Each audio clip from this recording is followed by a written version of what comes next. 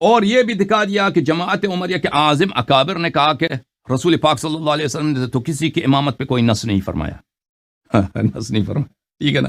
تو پتہ چلا کہ ان کے اعظم اکابر ابو بکر عمر سے لے کر امام الحرمین جوینی تک، فخر رازی تک، یہ سب کے سب جھوٹ ہیں. ان کو شرم و حیا نہیں ہے کہ رسول پاک صلی اللہ علیہ وسلم پہ کب جھوٹی بات جو ہے نا نسبت دے دیں. اور یہ میں بات کوئی مجلس نہیں پڑھا بھائی، میں کتابیں دکھا کر یہ میں مقدمہ لڑ رہا ہوں.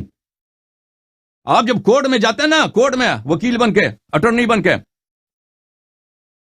لائر بن کے وہاں جاتے ہیں، تو آپ کو اپنی بات کے لیے عدالت کو دلائل دکھانے پڑتے ہیں، شواہد دکھانے پڑتے ہیں، ثبوت دکھانے پڑتے ہیں. میں یہاں پہ مقدمہ لڑ رہا ہوں. آج ابو بکر کو ہم جو کیا کریں گے، اس کو کنوکٹ کریں گے انشاءاللہ تبارک و تعالی. اس ملزم پہ مقدمہ چلا رہے ہیں اور اس کا جرم اب ثابت ہو چکا ہے. اب مزید ثابت کریں گے. ان کے جتنے علماء ہیں جھوٹے، کہتے ہیں رسول پاک صلی اللہ علیہ وسلم نے کسی کی امامت پہ تنصیص نہیں کیا. یہ کتاب کیا ہے؟ السنہ لأبی بکر احمد ابن عمرو ابن ابی عاصم. تحقیق کس نے تحقیق کیا؟ استاذ الحدیث بکلیت اصول الدین بجامعۃ محمد ابن سعود الاسلامی الریاض. یہ اس حدیث کا پروفیسر ہے. کہاں پہ پروفیسر ہے؟ اصول الدین کالج میں. کس یونیورسٹی میں؟ محمد ابن سعود یونیورسٹی ریاض میں. یعنی وہابیت کا گڑھ، تکفیر کا گڑھ، ٹیرورزم کا گڑھ اور مرکز، وہاں پہ یہ حدیث کا پروفیسر ہے. اور یہ کتاب کس کی ہے؟ کتاب ہے کتاب السنہ لأبی بکر احمد ابن عمرو ابن ابی عاصم، متوفی سنہ 287. یہ ہم عصر ہے بخاری کا، مسلم کا، ترمذی کا، نسائی کا. ان کا ہم عصر عالم دین ہے. کتاب بھی مخالفین کا اور تحقیق بھی. اور یہ شاگرد بھی ہے البانی کی، محمد ناصر الدین البانی کی. یہ شاگرد ہے، کٹر وہابی. جز نمبر 1 چھاپ دار السمیعی للنشر، کتاب چھپی ہے سن 1998 میں. ملاحظہ فرمائیے یہاں پر صفحہ نمبر 799، حدیث نمبر 1222. عن ابن عباس قال رسول الله صلى الله عليه وآله وسلم لسيد المسلمين يعسوب الدين قائد الغر المحجلين أمير المؤمنين علي بن أبي طالب عليه الصلاة والسلام. رسالت پناہ صلی اللہ علیہ وآلہ وسلم نے امیر المؤمنین علیہ السلام سے فرمایا، انت منی بمنزلت ہارون من موسیٰ. یہ حدیث منزلت یہ تو متواتر ہے، بخاری میں، مسلم میں، اسانید بہت زیادہ ہے.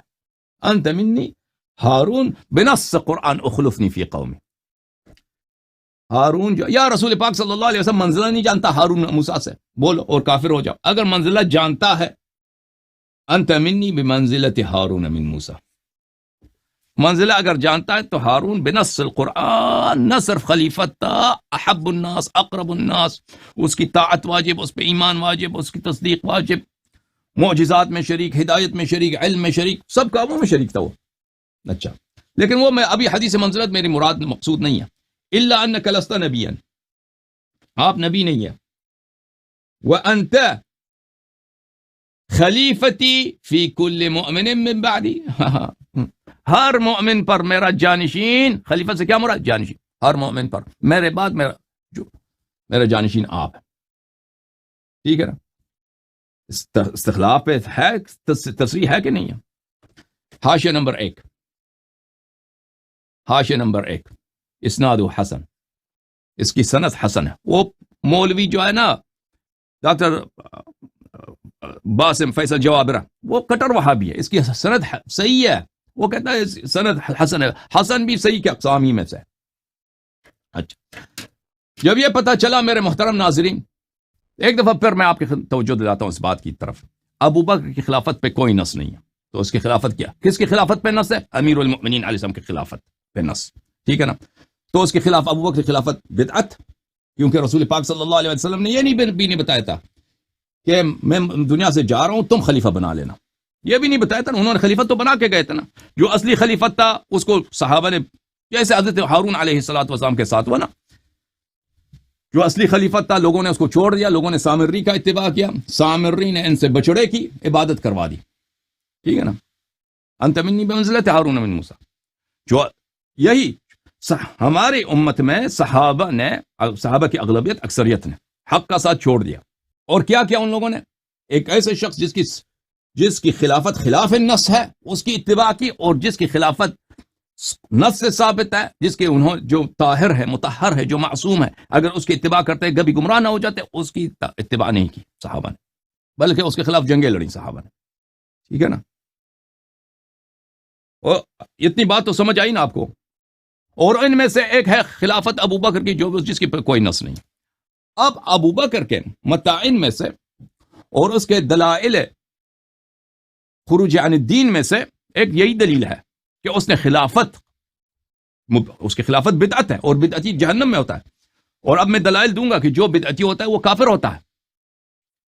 ایک تو اس کی اپنی خلافت اس کی بدعتی اور اس کی جہنمی ہونے کے لیے کافی ہے. پھر اس نے عمر کو اپنے بعد خلیفہ بنایا. ٹھیک ہے نا؟ عمر کو اپنے بعد خلیفہ بنایا. اس نے اپنے بعد کیا کیا؟ اس نے امت پہ وہ تری، اب تو نے خود خلیفہ بن گیا زبردستی چوری کے راستے سے، تو تجھے کس نے حق دیا تھا کہ اب عمر کو پھر خلیفہ بنا دے؟ او بھائی تجھے کس نے حق دیا تھا کہ عمر کو خلیفہ بنا دے؟ تجھے کس نے فرمایا تھا، کس نے کہا تھا؟ قرآن کی کوئی آیت ہے تیری خلافت پر؟ رسول صلی اللہ علیہ وسلم کا کوئی ارشاد ہے تیری خلافت پر؟ اگر ارشاد ہے تو اہل بیت علیہ السلام کی امامت پر ہے. تیری اپنی خلافت باطل، اور پھر تم مرنے جا رہا ہے ایک دوسرے آدمی کو، ایک دوسرے فراڈی کو اللہ لے کے آتے ہو کہ یہ میرے بعد خلیفہ ہے. بدعت پہ بدعت، بدعت پہ بدعت. اور میں آپ کو بتا دوں گا کہ رسول پاک صلی اللہ علیہ وسلم نے متعدد احادیث میں تصریح کیا کہ میرے صحابہ میرے بعد مرتد ہو جائیں گے دو وجوہات کے بنا پر: ایک دنیا کی محبت کے بنا پر، اور ایک دین میں بدعت داخل کرنے کے بنا پر. اور یہ احادیث متواتر ہیں. اور بھائی میں نیا دین نہیں لے کے آ رہا، میں آپ کی اپنی کتابوں سے صحیح احادیث سے آپ کو دکھا رہا ہوں. یہ کتاب تفسیر القرآن العظیم مسندا عن رسول اللہ صلی اللہ علیہ وآلہ وسلم والصحابة والتابعین، تالیف ابن ابی حاتم الرازی، متوفى سنة 327، چاپ مکتبہ نزار مصطفیٰ الباز، مکہ مکرمہ میں کتاب چھپی ہے. اور یہ بہت بڑے محدث ہیں ابن ابی حاتم الرازی. ان کے والد ابو حاتم الرازی بھی بہت بڑے محدث ہیں، وہ بخاری مسلم سے بھی اقدم ہیں، اور یہ بھی نہایت عظیم درجے کے محدث ہیں. اچھا، کتاب چھپی ہے سن 1997 میں. یہ مقدمہ ہے مؤلف کا. صفحہ نمبر 14 میں ابن ابی حاتم الرازی فرماتے ہیں یہاں پہ مقدمے میں کہ میں نے جتنی اس کتاب میں احادیث لائیں یہ سب کے سب صحیح ہیں، بے اصح الاحادیث، میں نے بے اصح الاخبار اسنادا، میں نے صحیح ترین اسانید سے میں نے احادیث چنے ہیں اور یہاں پہ آپ کی خدمت میں پیش کر رہا ہوں. اور میں نے ان کے اسانید حذف کیے ہیں تاکہ بات مختصر رہے، لیکن سب کے سب صحیح ہیں. جب یہ بات پتا چلا آپ کو، یہ صفحہ نمبر 2836 ہے، حدیث نمبر 16084 ہے. یہاں پہ ابو بکر کی وصیت کی بات ہو رہی ہے. عائشہ سے روایت ہے کہ میرے والد ابو بکر نے وصیت کیا. وصیت میں کیا لکھا ابو بکر نے؟ ابو بکر نے وصیت میں یہ لکھا انی استخلفت علیکم عمر بن الخطاب. اس میں یہ کچھ بات ہی تھی نہیں کہ میں ایک ہی جملہ تھا کہ میں نے تیرے اپنے بعد جو عمر کو میں نے خلیفہ بنا دیا. یہ کتاب ہے صحیح مسلم، چاپ دار الفکر، چھپی ہے سنہ 2003 بیروت لبنان میں. باب الاستخلاف و ترکی، حدیث صفحہ نمبر 927 میں، حدیث نمبر ہے 1823. عمر کو جب چاقو لگاتا، خنجر لگاتا، ان کے مرنے کے وقت آیا تھا، تو ان سے کہا گیا کہ آپ جو ہے نا ذرا وہ اپنے بعد کوئی وصی بنا دیں، کسی کو خلیفہ بنا دیں. تو اس نے کہا فَإِنْ اسْتَخْلِفْ فَقَدْ اسْتَخْلَفَ مَنْ هُوَ خَيْرٌ مِّنِّي، یعنی ابا بکر. اگر میں کسی کو وصی بنا دوں، جانشین بنا دوں، اپنے بعد کے لیے خلیفہ بنا دوں، تو وہ کون ہے؟ تو یہ میرے لیے ایک سنت ہے کہ میں اس کی اقتداء کر سکتا ہوں. وہ کون ہے؟ ابو بکر کی سنت. ابو بکر مجھ سے بہتر تھا، اس نے مجھے خلیفہ بنایا، تو یہ سنت میرے پاس ہے. وَإِنْ أَتْرُكْكُمْ فَقَدْ تَرَكَكُمْ مَنْ هُوَ خَيْرٌ مِّنِّي رسول اللہ صلی اللہ علیہ وسلم. اور اگر میں کسی کو خلیفہ نہ بناؤں تو پھر رسول پاک صلی اللہ علیہ وآلہ وسلم کے سنت پہ چلوں گا، کیونکہ رسول پاک صلی اللہ علیہ وسلم نے کسی کو خلیفہ نہیں بنایا. تو یہاں پہ واضح اعتراف ہے کئی باتوں کا میرے محترم ناظرین. ایک واضح بات ہے کہ ابو بکر کی خلافت پہ کوئی نص نہیں، کیوں عمر خود کہتا ہے وَإِنْ أَتْرُكْكُمْ، اگر میں آپ کو بغیر وصی کے دنیا سے وفات پا جاؤں، فَقَدْ تَرَكَكُمْ مَنْ هُوَ خَيْرٌ مِّنِّي رسول اللہ صلی اللہ علیہ وآلہ، میں کسی کو وصی نہ بناؤں تو میں نے رسالت پناہ صلی اللہ علیہ وسلم کی سنت پہ عمل کیا. تو واضح بات ہے کہ عمر کا اعتراف ہے، اور سب صحابہ وہاں پہ بیٹھے تھے، سب یعنی ان کے لیے ایک بدیہی بات ہے، ایک سیلف ایویڈنٹ بات ہے، ان سب کو جانتے ہیں کہ پیغمبر صلی اللہ علیہ وسلم نے ابو بکر کو خلیفہ نہیں بنایا. پہلی بات یہ. دوسری بات یہ ہے کہ یہ کذب ہے نبی صلی اللہ علیہ وسلم پر، افتراء ہے. اور حدیث فریقین کے درمیان متواتر ہے، من کذب علی فلیتبوأ مقعده من النار. اور جماعت مخالفین نے روایت کیا ہے، من کذب علی متعمدا فلیتبوأ مقعده من النار، من کذب علی متعمدا فلیلج النار. جو شخص مجھ پہ جھوٹ باندھتا ہے جان بوجھ کر تو وہ جہنم میں داخل ہوتا ہے. اللہ اللہ اللہ اللہ اللہ اللہ اللہ.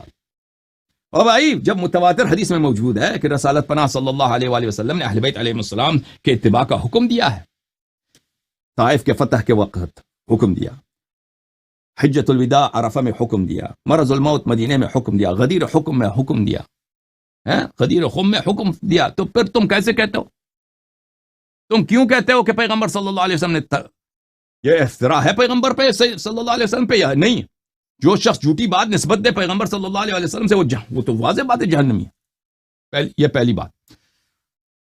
پہلی بات کہ ابو بکر کی خلافت پہ نص نہیں، اعتراف. دوسری بات کہ عمر نے رسول پاک صلی اللہ علیہ وسلم پہ جھوٹی بات نسبت دیا.